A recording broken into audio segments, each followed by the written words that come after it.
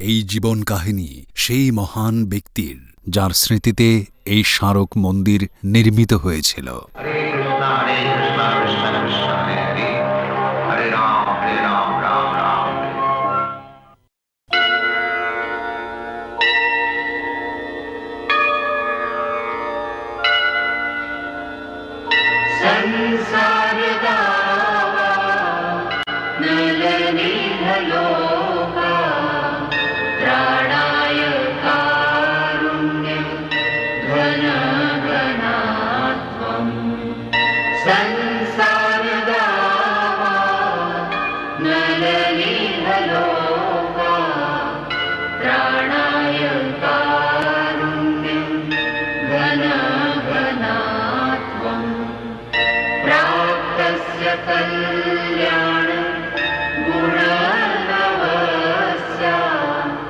वन्दे गुरो श्री चरणारविन्दम् वन्दे गुरो श्री चरणारविन्दम् वन्दे गुरो श्री चरणारविन्दम् वन्दे गुरो श्री चरणारविन्दम् वन्दे गुरो श्री चरणारविन्दम्।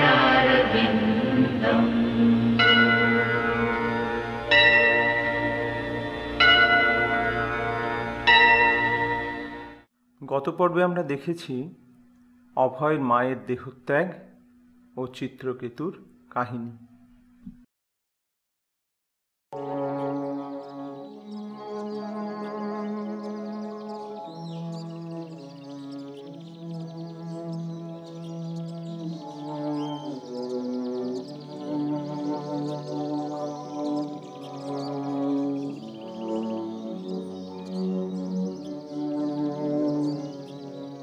বাবাজি মহারাজ, বাবাজি মহারাজ, জীবনটা নষ্ট করলাম, শুধু সব সুযোগ একে একে হারিয়ে ফেললাম, কিছুই করতে পারলাম না। অথচ শ্রীকৃষ্ণ তো আমায় সবই দিয়েছিলেন।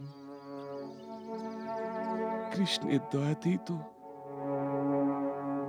আমি মানব জন্ম লাভ করেছি, এই দেহ লাভ করেছি, যাতে আমি তার সত্যিকারের সেবক হতে পারি, ভক্তি রসে অবগাহন করতে পারি। কিন্তু কিছুই তো করা হলো না।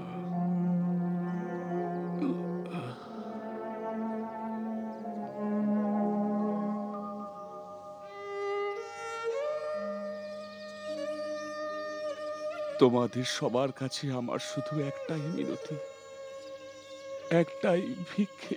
এ কি বলছেন প্রভু? প্রভু, তোমরা আমায় ক্ষমা করো। আমি শ্রীকৃষ্ণের নিষ্ঠাবান ভক্ত হতে পারিনি। বাবাজি মহারাজ, এ আপনি কি বলছেন? আজ আপনার আশীর্বাদই তো আমরা।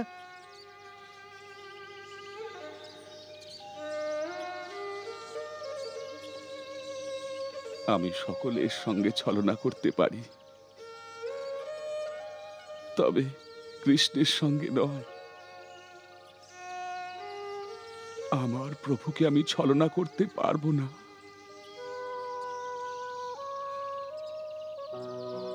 তাই বলছি, তোমরা আমার হয়ে প্রার্থনা করো, যাতে কৃষ্ণ আমায় করুণা করেন। এখন কেবল বৈষ্ণবদের দয়ায়, শ্রীকৃষ্ণের কৃপায়, এই পবিত্র ধামের করুণায় আমি মুক্তি লাভ করতে পারবো। শোনো, এখনই গিয়ে বিমল প্রসাদকে ডেকে নিয়ে এসো, যাও। আগে মন দিয়ে শোনো, যখন আমার আত্মা এই নশ্বর দেহ পরিত্যাগ করবে, তখন আমার দেহটা দড়ি দিয়ে বেঁধে নবদ্বীপ ধামের পবিত্র পথ দিয়ে টানতে টানতে নিয়ে যেও, যাতে এই দেহ পবিত্র ধামের পবিত্র ধূলিকণায় ধুয়ে পরিশুদ্ধ হয়ে যায়। কেবল এই একটাই উপায় আছে মুক্তি লাভে। হরে কৃষ্ণ হরে কৃষ্ণ কৃষ্ণ কৃষ্ণ হরে। বিমল বাবু, কি হে মুরলী, এসো, এক ঘটি জল আনো। না না বিমল বাবু, আপনি চলুন। মনে হয় বাবাজির অন্তিমকাল উপস্থিত, তাই আমি আপনাকে নিয়ে যেতে এসেছি। আপনি এখনই আশ্রমে চলুন।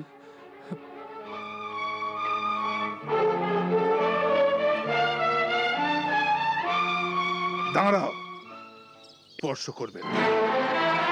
বাবাজি মহারাজের সমাধি আমার আশ্রমে তৈরি হবে, আর বাবাজি মহারাজেরও সেই ইচ্ছে ছিল। তাই নাকি? এই ইচ্ছেই ছিল? তাহলে এটাই ঠিক। কি বলছেন কি আপনি? যদি ওর আশ্রমে সমাধি তৈরি হয়, তাহলে সব টাকা করি ওর তহবিলে যাবে, আর আমাদের এত বছরের চেষ্টা পণ্ডশ্রম। পণ্ডশ্রম হবে, সেটাও ঠিক। বাবাজি মহারাজ, বাবাজি মহারাজ, দুদণ্ড অপেক্ষাও করলেন না, কত অকালে পরলোকে চলে গেলেন। আপনি তো বলেছিলেন আপনার সমাধি আমার আশ্রমেই তৈরি হবে। আপনার ইচ্ছেই পূর্ণ হবে বাবাজি, আপনার ইচ্ছেই পূর্ণ হবে। কই, এসো ভাই সাহেব, এসো, চলো। বললাম না কেউ স্পর্শ করবে না। কে হে তুমি? কে আমি? এখন তো বাবাজিও নেই যে আমার পরিচয় দেবেন। আমি বাবাজি মহারাজের নিকট আত্মীয়। বাবাজি আমার আপন মায়ের, আপন মাসির, আপন ভাইপোর ছেলে।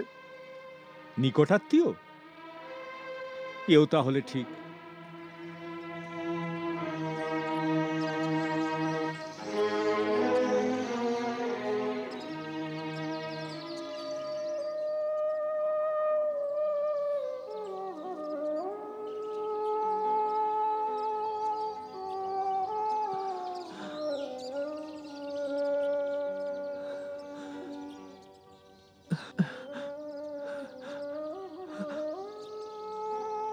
গুরুদেব, গুরুদেব। সরো। এ কি করছেন আপনি? বাবাজি মহারাজের সমাধি আমার আশ্রমে তৈরি হবে। হ্যাঁ, কিন্তু পা বাঁধছেন কেন? বাবাজি মহারাজের এটাই শেষ ইচ্ছে ছিল, আমরা যেন ওর পায়ে দড়ি বেঁধে নবদ্বীপ ধামের পবিত্র পথ দিয়ে টেনে হিঁচড়ে নিয়ে যাই। হ্যাঁ, উনি ঠিকই বলছেন। মহামূর্খ আপনারা। বাবাজি মহারাজ শ্রীকৃষ্ণের মহান ভক্ত ছিলেন। ওর ঔদার্যের জন্যেই উনি নিজের মহত্ব কখনো স্বীকার করতেন না।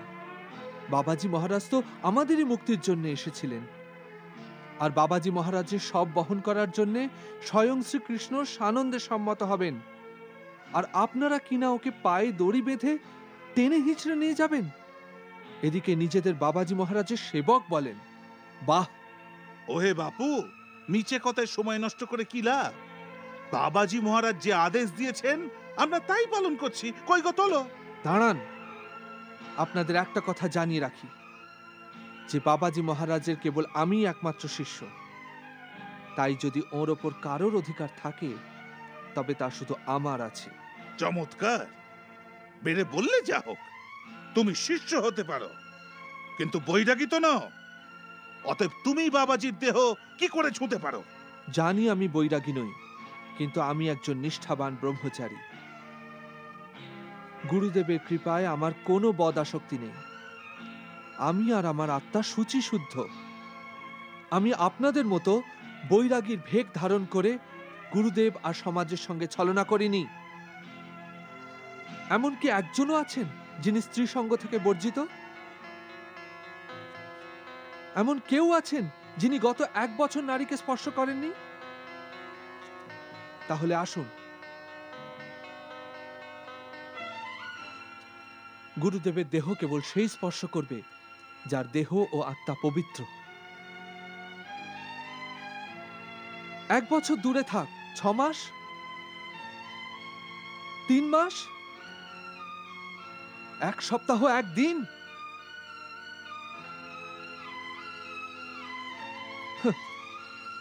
বৈরাগী বলে তো খুব বড়াই করেন, কিন্তু লক্ষণ বৈরাগীর নয়।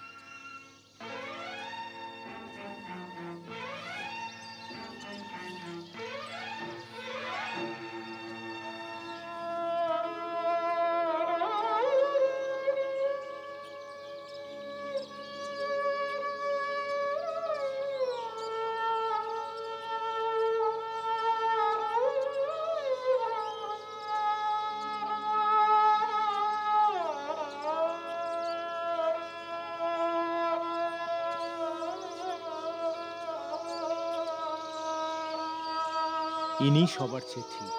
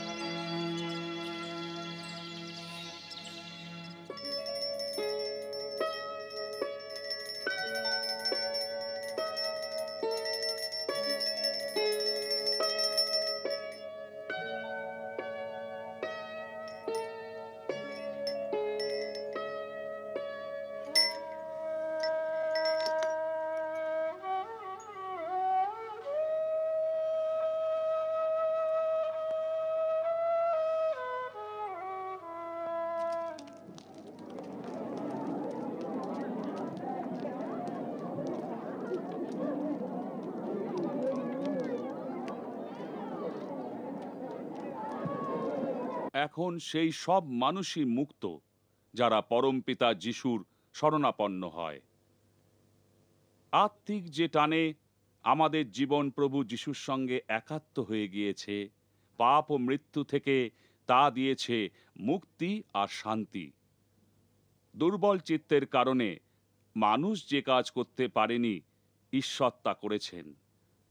মানব জাতির মধ্যে পাপের অবসান ঘটাতে তিনি নিজ পুত্রকে পাঠিয়েছেন, যিনি এসেছিলেন নিজ দেহে মানুষের শোক তাপ বহন করে তাদের পাপস্খলনের জন্যে। ওরা ভাবে আমরা ওদের চিড়ে ভেজানো কথায় ভুলে এতটা ইনফিনিটি কমপ্লেক্সে ভুগবো যে নিজেদের ধর্মত্যাগ করব। প্রত্যেক কথায় আমাদের সংস্কৃতিকে হেয় করা। আমরা কি কখনো বলেছি যিশু ঈশ্বরের সন্তান নন? যিশুর মহত্বের প্রতি কার সন্দেহ হতে পারে? তিনি তো পথভ্রষ্ট বর্বরদেরও সর্বশক্তিমান প্রভুকে ভালোবাসতে শিখিয়েছেন। কিন্তু এদের পাল্লায় পড়ে যিশু খ্রিস্টের অমর বাণীও রাজনৈতিক চালে পরিণত হয়েছে। এই ব্যবসায়ীগুলোর বদলে কেবল সত্যিকারের ধর্মজ্ঞানীরা ভারতে এলে তারাও অন্যান্য বিদেশিদের মতো এখানকার সংস্কৃতির সঙ্গে মিলেমিশে যেতেন। হ্যাঁ, কিন্তু এরা তো একটু বেশি চালাকি করছে। এই গ্রাজুয়েট করানোর ধান্দা। এবার এদের ওই হেনরি আর এডওয়ার্ডসের বই গুলে খেতে হবে। এই ইতিহাস বড়ই ছলনাময়, সারা রাত পড়লেও কিছুই মনে না রয়। বাবা বাবা, কি আমার কবি রে! কিন্তু নরেন্দ্র, সব সাবজেক্টই তো তোমার তো নালিশ। এক কাজ করো, তুমি বাড়ি গিয়ে আয়েশ করে বসো আর গড়গড়ায় টান দাও। তোমরা তো টাকার কুমির, কি হবে ডিগ্রি নিয়ে? কত ভালো হতো যদি বাবা এই কথাটা বুঝতেন। আচ্ছা, দ্য স্কটিশ চার্চেস কলেজ প্রতিষ্ঠা করেন রেভারেন্ড আলেকজান্ডার ডাফ, যিনি ভারতে আসেন 1830 সালে। তিনি প্রথম ইউরোপিয়ান মিশনারিদের একজন, যিনি ভারতবাসীদের শিখিয়েছিলেন পাশ্চাত্য সংস্কৃতির গুরুত্ব কি। রেভারেন্ড ডাফ এই স্কটিশ চার্চেস কলেজ স্থাপন করেন খ্রিস্টীয় মূল্যবোধ প্রচার করার জন্যে, যাতে এই অশিক্ষিত বর্বরেরা শিক্ষার আলোকপ্রাপ্ত হয়। প্রত্যেক নগরবাসী যারা ইউনিয়ন জ্যাকের অধীনস্থ শিক্ষার পথে অগ্রসর হওয়ার অধিকার রাখে, যাতে আধুনিক বিশ্বের আলোতে তারা বাঁচতে পারে। আমাদের মাননীয় সরকার সেই জন্যে এই মহান দায়িত্ব নিয়েছেন এই কুসংস্কারাচ্ছন্ন বর্বর অশিক্ষিত সমাজকে শিক্ষিত করার। কিন্তু তা অর্জন করতে তোমাদের সহযোগিতাও দরকার। ভবিষ্যৎ পৃথিবীর আলো পাচ্ছ তো? চেহারায় যতই ভারতীয় হও, তবে মনে খাঁটি ইংরেজ হতে হবে। লর্ড ম্যাকলের জয় হোক। প্রফেসর সাহেব তো আর জানেন না যে এককালে আমরা সারা পৃথিবীর চেয়ে কত এগিয়েছিলাম। কলেজের নিয়ম অক্ষরে অক্ষরে মেনে চলা সবার কর্তব্য। শুধু তাহলেই তোমাদের শিক্ষা লাভে তোমরা সফল হবে। কখনো স্থানীয় সংবাদপত্রের প্ররোচনায় কোনো রকম সরকার বিরোধী কার্যকলাপে কোনো ছাত্র যেন অংশগ্রহণ না করে। যদি কোনো ছাত্র এই নিয়ম লঙ্ঘন করে তবে তাকে তৎক্ষণাৎ বরখাস্ত করা হবে। মনে রেখো, এই স্কটিশ চার্চেস কলেজ এক শিক্ষামূলক প্রতিষ্ঠান। এখানে কোনো রকম বিপ্লব বা রাজনীতি নিষিদ্ধ। কথাটা সবাই বুঝেছো?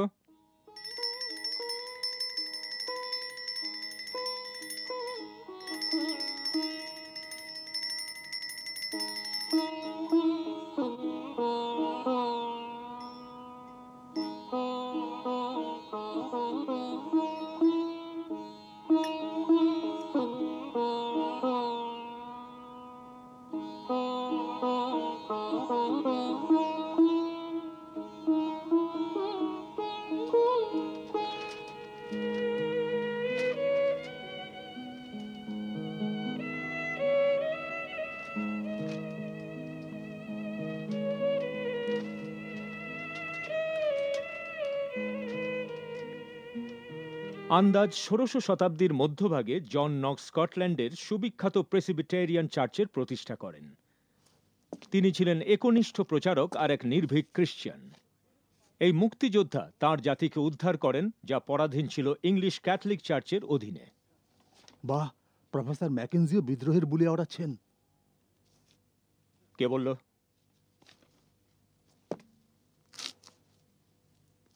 কে আমার পিছনে ফিসফিস করছিল? ভালো কথা। দোষী যদি নিজের অপরাধ স্বীকার না করে তাহলে আমি গোটা ক্লাসকে ছুটির পরে 1 ঘন্টা আটকে রাখবো।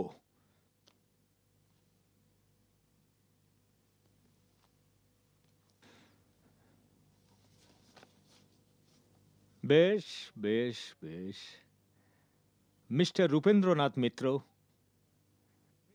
এত কিসের উৎসাহ যে নিজেকে সংযত রাখতে পারলে না? হ্যাঁ স্যার, আমি শুধু বলছিলাম, সত্যি কি অভাবনীয় সাফল্য যে স্কটল্যান্ডবাসী ইংরেজদের থেকে মুক্তি লাভ করে আর নিজ ধর্ম রক্ষা করে। তাই নাকি? আশা করি একথা শুনে তুমি মনে মনে কোনো রকমের তুলনা করছো না ভারত আর স্কটল্যান্ডের মধ্যে? তুলনা করছি না স্যার। ভালো, কারণ সেই পরিস্থিতি ছিল সম্পূর্ণ আলাদা। কিন্তু কিভাবে স্যার? প্রথমত, আমাদের ব্রিটিশ সরকার তোমাদের ধর্ম পালনে বাধা সৃষ্টি করে না। আর দ্বিতীয়ত, যদি এ কথা ধরেও নি যে তোমাদের দেশ শাসনের ভার দেওয়া হয়, তাহলে সব ছাড়ে খাড়ে যাবে। কিন্তু কেন স্যার?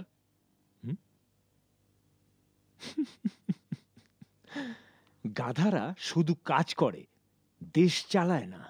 আর এদেশে তোমরা সবাই গাধার দল। দেশ শাসন করবে অথচ ক্লাসের মধ্যেই নিজেদের শাসনে রাখতে পারো না। তোমাদের স্বাধীনতা লাভের আশা শুধু আকাশকুসুম কল্পনা। এবার বাস্তবে চোখ মেলার সময় হয়েছে। আর এখন এসব কথা রেখে আমাদের পড়ায় মন দেওয়া উচিত।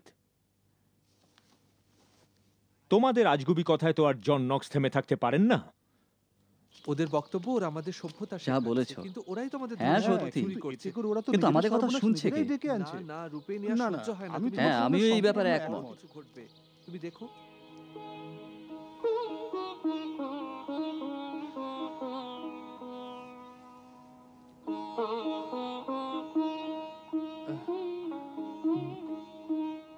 কি হয়েছে অভয়?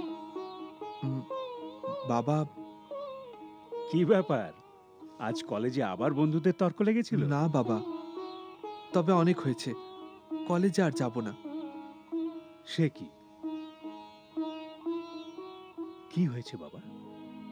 সেই রোজনামচা, ওরা আমাদের ধর্ম আর সংস্কৃতির পেছনে উঠে পড়ে লেগেছে।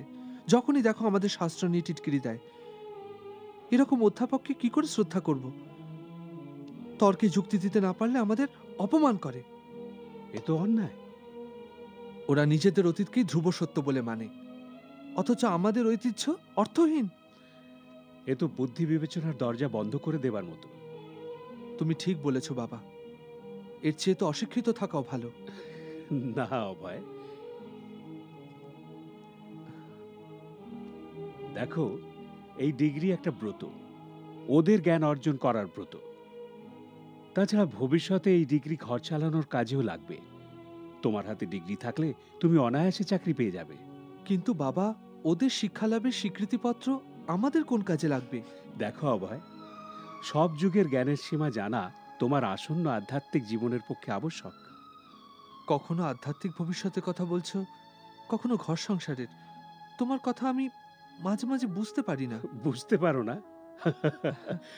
তোমায় এটা কে বলল যে গারস্থ জীবন আধ্যাত্মিকতায় বাধা সৃষ্টি করে, তাকে এগোতে দেয় না? তা নয়, মোটেই না।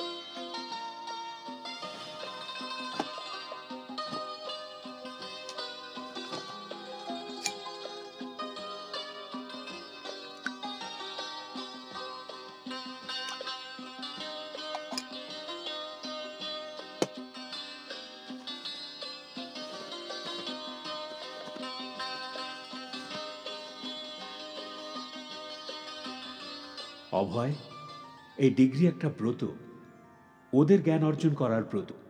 তাছাড়া ভবিষ্যতে এই ডিগ্রি ঘর চালানোর কাজেও লাগবে। তোমার হাতে ডিগ্রি থাকলে তুমি অনায়াসে চাকরি পেয়ে যাবে।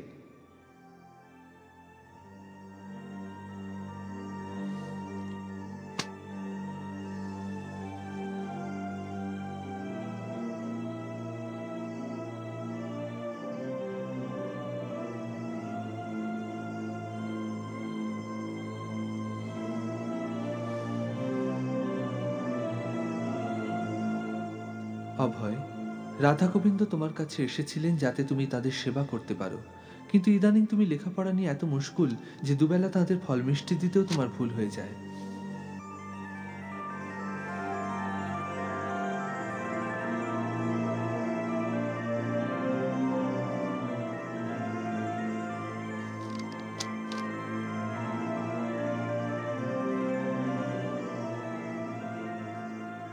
হে প্রভু, তোমার নিত্য সেবা ঠিক মতো করতে পারি না বলে আমি সত্যিই বড় লজ্জিত।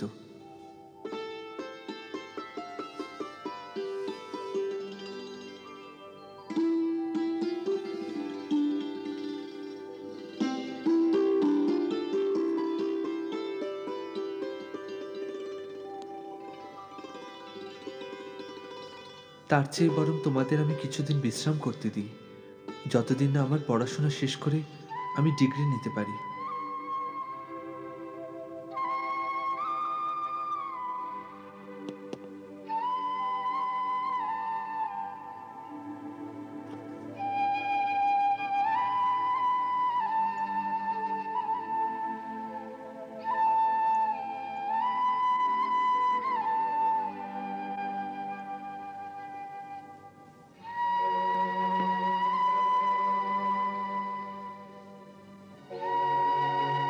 আমায় ক্ষমা করো।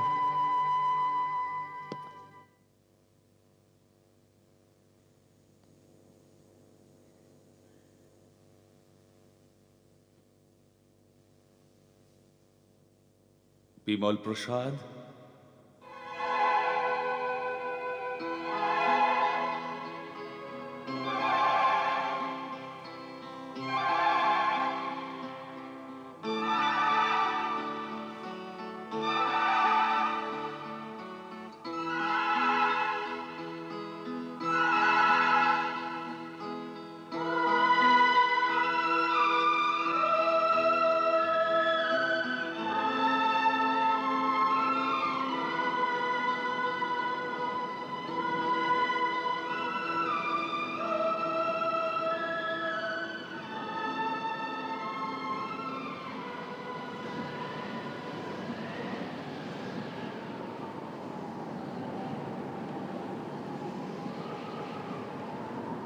গুরুদেব।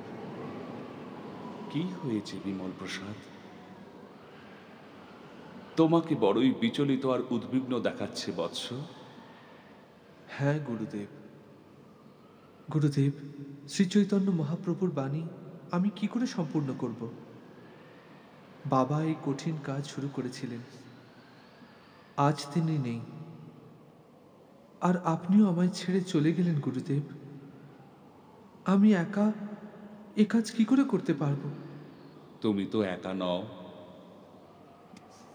স্বয়ং শ্রীকৃষ্ণ তোমার সহায়। তোমার বাবা ভক্তি বিনোদ ঠাকুর তোমার সঙ্গে আছেন, আমিও তোমার সঙ্গে আছি। শ্রী চৈতন্য মহাপ্রভুরও কৃপাধন্য তুমি। তাহলে তুমি আর একা কোথায়? তবে তোমাকে একটা কাজ করতে হবে। আজ্ঞা করুন। তোমাকে সাংসারিক জীবন ত্যাগ করতে হবে, তোমাকে সন্ন্যাসী হতে হবে। হরে কৃষ্ণ হরে কৃষ্ণ কৃষ্ণ কৃষ্ণ হরে হরে, হরে রাম হরে রাম হরে রাম হরে রাম রাম রাম রাম হরে হরে হরে, হরে হরে কৃষ্ণ হরে কৃষ্ণ কৃষ্ণ কৃষ্ণ হরে হরে, হরে হরে রাম হরে রাম রাম রাম হরে হরে, হরে কৃষ্ণ কৃষ্ণ কৃষ্ণ হরে হরে, হরে রাম রাম রাম হরে হরে।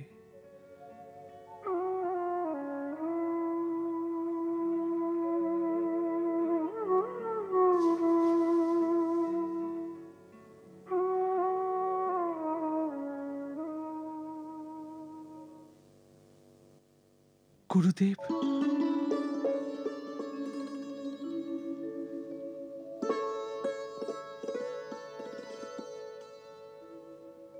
গুরুদেব, আপনি আমার এই সন্ন্যাস গ্রহণের সাক্ষী, আমার জীবনের এই সবচেয়ে সুখময় ক্ষণের। আপনি একমাত্র সাক্ষী তপস্যা প্রচারের এই সিদ্ধান্তের। আপনি আমায় কৃষ্ণ ভক্তির আশীর্বাদ দিয়েছেন, সার্থক করেছেন এই জীবন। আপনার শ্রীচরণধূলি পাথেয় করে যাতে কৃষ্ণ ভক্তির মহিমা প্রচার করতে পারি, কেবল সেই আশীর্বাদই করুন।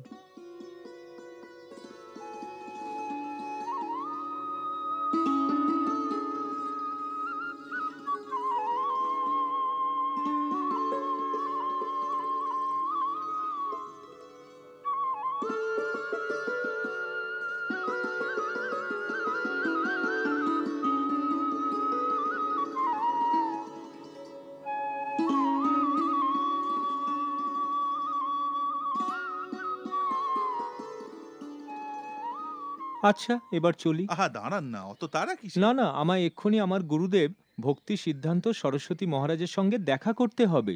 ভক্তি সিদ্ধান্ত সরস্বতী মহারাজ? সে কি, এতদিন তো তুমি ভক্তি বিনোদ ঠাকুরের ছেলে বিমল প্রসাদকেই গুরু বলে মানতে না? তুমি জানো না বুঝি? কি? বিমল প্রসাদ ঠাকুর সন্ন্যাস গ্রহণ করেছেন, আর এখন ওর নতুন নাম ভক্তি সিদ্ধান্ত সরস্বতী মহারাজ। ভক্তি সিদ্ধান্ত সরস্বতী মহারাজ? হ্যাঁ। মানে বিমল প্রসাদ? হ্যাঁ। তাকে নিয়ে তো অনেক আলোচনা। কিরকম শুনি? শুনেছি তিনি নাকি গুরুর ছবির সামনে বসেই সন্ন্যাস নিয়েছেন। এ আবার কোন দেশি নতুন কায়দা? গুরুর কাজের সমালোচনা করতে আমার রুচিতে বাধে। আমি চললাম। হরে কৃষ্ণ কৃষ্ণ কৃষ্ণ হরে হরে, হরে রাম রাম রাম হরে হরে। প্রণাম গুরুদেব। দীর্ঘায়ু হও। কেমন আছো পরমানন্দ? তুমি কি কিছু বলতে চাও? হ্যাঁ, নিন্দুকের রটনা আমি আর সইতে পারছি না। মনে যা আসে তাই বলতে থাকে আপনার নামে। এই তো, যে বিমল প্রসাদ তার গুরুর ছবির সামনে বসে নিজেই সন্ন্যাস নিয়েছে, তাই তারা আমায় স্বীকার করে না। হ্যাঁ, ওরা একথাও বলে যে এরকম কখনো শোনেওনি, দেখেওনি। যা দেখা বা শোনা যায় তাতেই তো লোকের বিশ্বাস হয়। যা দেখা যায় না তাতেও যদি বিশ্বাস হয়, তবে তো সমস্যাই নেই। এতে রাগ করো না, বরং করুণা করো। কিন্তু আপনি তো পরমহংস, তাহলে আপনি কেন সন্ন্যাস নিলেন? আপনার তো বাবাজির বেশ ধারণ করা উচিত ছিল, তার পথে চলা উচিত ছিল। বাবাজির মতাদর্শই ছিল একান্তে ভজন, তাতে শুধু আত্মশুদ্ধি হয়। তবে আমার তৃপ্তি আত্মশুদ্ধিতে নয়, জনকল্যাণে। কিন্তু তার জন্যে এই বেশের কি প্রয়োজন ছিল গুরুদেব? বেশ তো লক্ষ্য পূরণের দায়িত্বের প্রতি অহরাত্র সজাগ থাকার এক অনুভূতি, আর সন্ন্যাস বর্ণাশ্রমের অন্তিম পর্যায়ে। ভক্ত তার ব্যবহারের মাধ্যমেই অন্য ভক্তদের মন জয় করে নিতে পারে। আর বাবাজির পথ, তার কি? বাবাজির পথ আমাদের মতো সাধারণ মানুষের জন্য নয়। সে পথ তো রূপ গোস্বামী, ভক্তি বিনোদ ঠাকুর আর আমার গুরুদেবের মতো পরমহংসদের জন্যে। হরে কৃষ্ণ কৃষ্ণ কৃষ্ণ হরে হরে, হরে রাম রাম রাম হরে হরে।